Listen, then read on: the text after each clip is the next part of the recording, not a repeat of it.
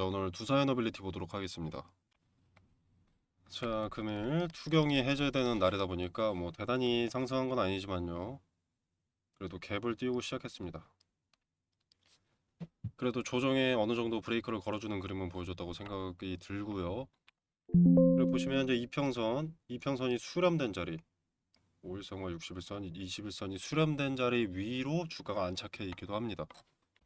자, 이달만 수주가 6조가 넘었는데 왜 본격적으로 오르지 않느냐? 일단 투자 경고 때문에 상승에 제한이 걸려 있었고, 그 제한에는 이제 증거금 100%, 그러니까 현금 100%가 있기 때문에 소액 주주들을 제외하고는 세력이나 개인들이나 뭐 매수하기가 쉽지가 않아서 매수세가 현저하게 약해질 수밖에 없었습니다. 근데 왜 투경이 해제됐는데 오르지 않느냐? 투경이 해제될 때는 원래 재지정 여부가 동시에 나오게 됩니다. 투경 자체가 급등해서 나오는 건데 해제됐다고 바로 급등하면 안 되겠죠. 그래서 재지정 예고가 동시에 나오게 됩니다. 그래서 반등하는 그림이 좀 나와주려면 요 재지정 여부까지 완전히 해소가 되어야, 리스크가 해소가 되어야 브레이크가 느슨해질 수 있다고 판단이 됩니다. 자, 물론 그렇게 재지정 요건이 빡빡하지는 않습니다. 요건을 한번 보면, 자, 일단 언제까지 기간 조정, 가격 조정이 동반될 것이냐.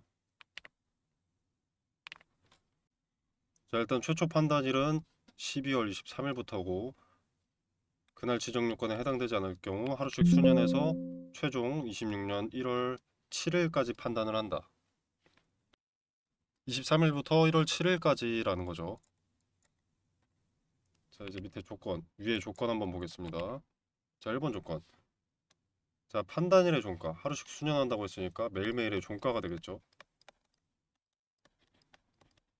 매일매일의 종가가 투자 경고 종목 지정 전일인 12월 5일 종가보다 높은 경우. 자, 12월 5일의 종가는 84,000원입니다.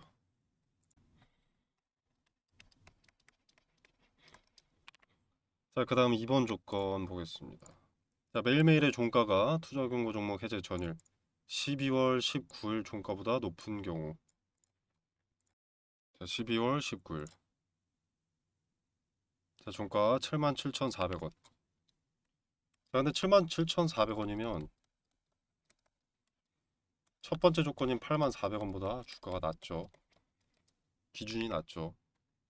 자, 근데 재지정 요건을 보시면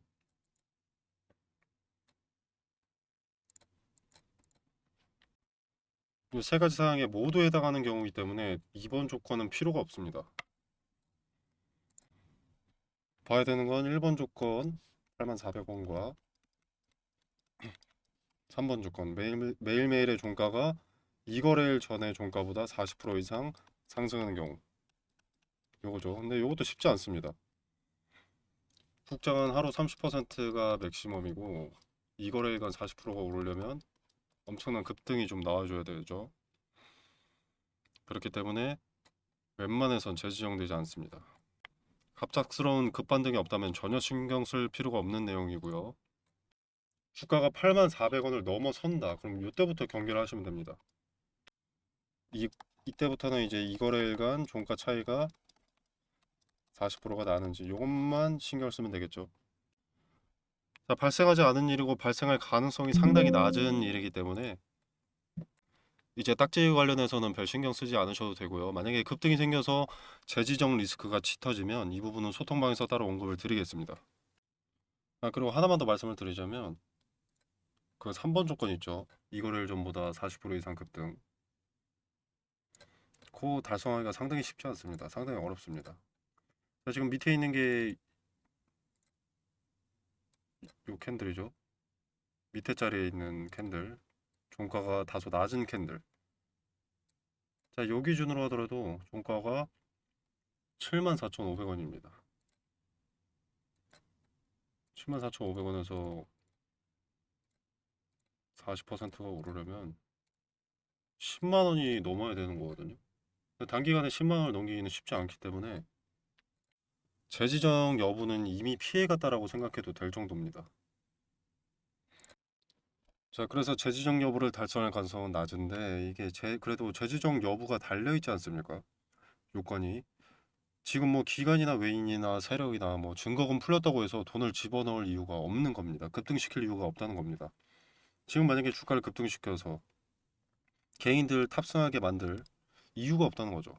상승 제한이 높더라도 굳이 근사치까지 세력이 올려줄 이유가 없습니다. 근사치까지 올라가면 오히려 매도 물량만 높은 자리에서 쏟아지게 되기 때문에 이러면 또 투심이 부정적이어질 수 있죠.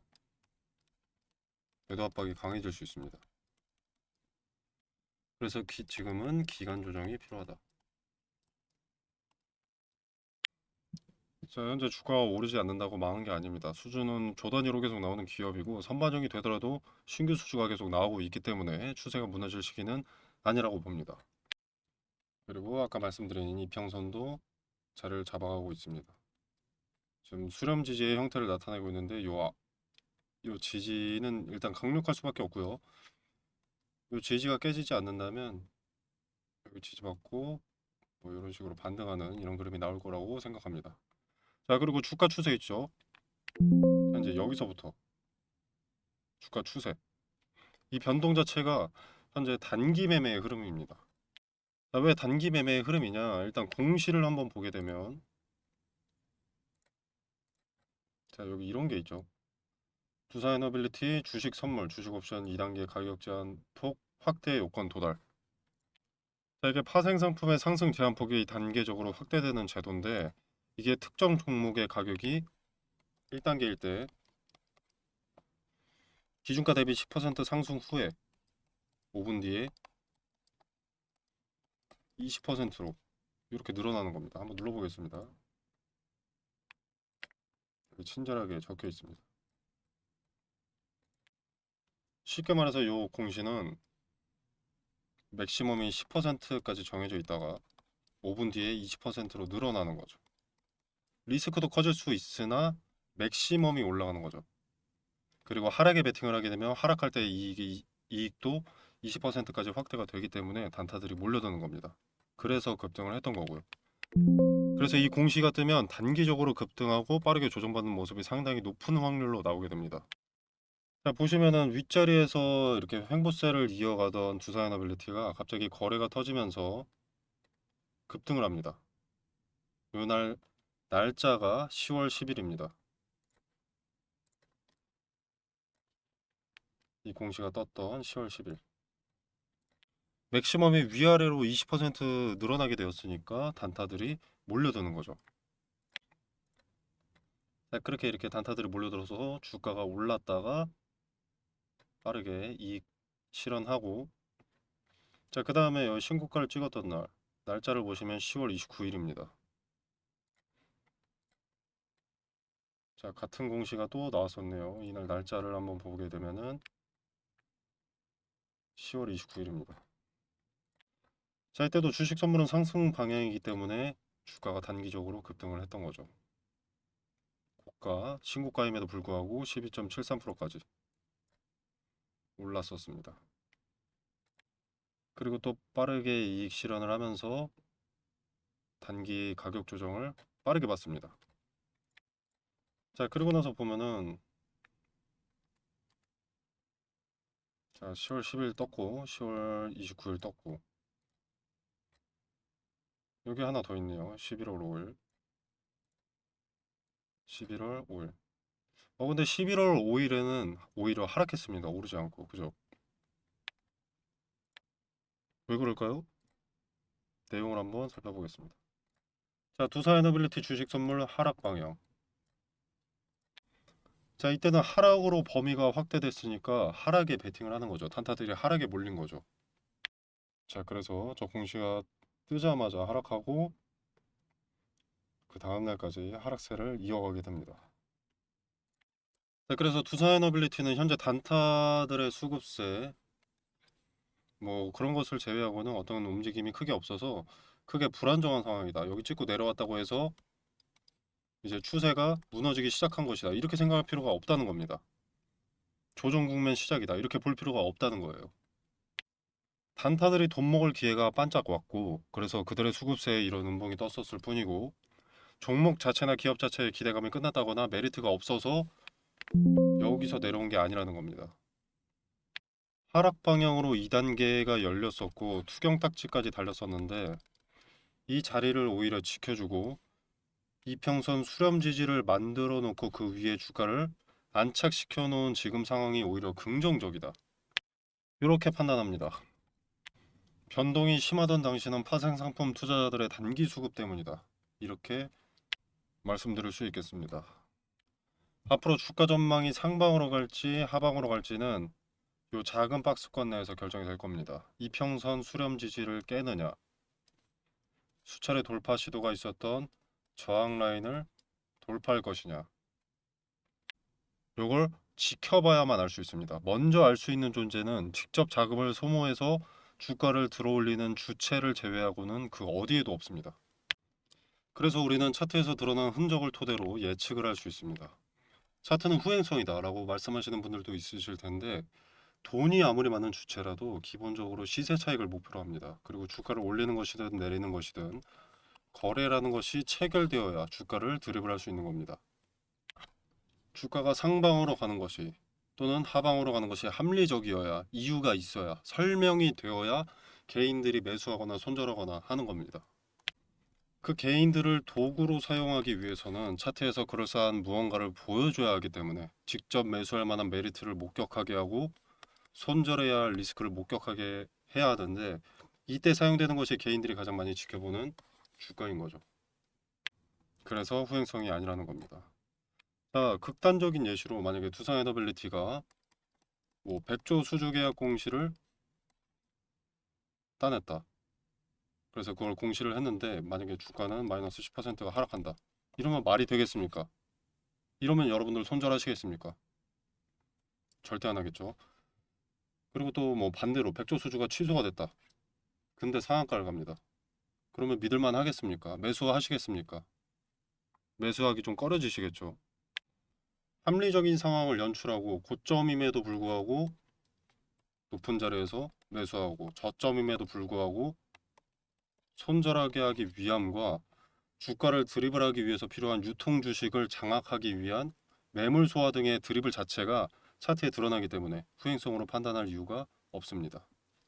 그리고 거래라는 요 자체는 거짓말을 할 수 없는 지표입니다.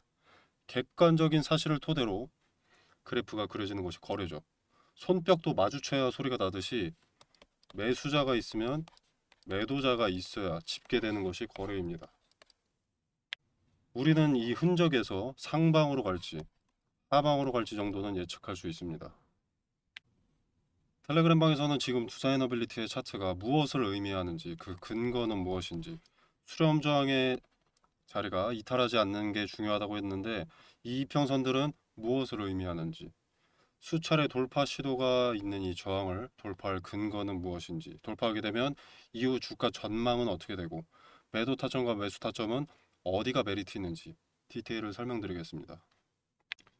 자, 마지막으로 대응은 미리 준비하는 겁니다. 정확히는 대응의 계획을 미리 준비하는 거죠. 의미 있는 가격대들을 메모해 두고 그 자리를 터치했을 때 어떤 제스처를 취하는지를 보고 그 제스처가 참인지 거짓인지는 거래를 통해서 신뢰도를 확인하고 그렇게 미리 생각해뒀던 플랜 A 또는 플랜 B로 대응을 하는 겁니다. 자, 관련된 디테일을 소통방에서 세세하게 말씀드리도록 하겠습니다. 자, 소통방 참여는 영상 설명란에 보시면 여기 더보기 버튼이 있고요. 이 버튼을 누르시면 이렇게 링크가 기재되어 있습니다. 자, 이 링크를 누르시면 이런 창이 하나 뜨는데 설문조사 체크해 주시고 뭐 중복 체크하셔도 상관없습니다. 그 다음에 번호 기재하셔서 제출 눌러주시면 텔레그램 초대 드리도록 하겠습니다. 자, 여러분의 성공 투자를 기원하면서 영상 마무리하겠습니다. 감사합니다.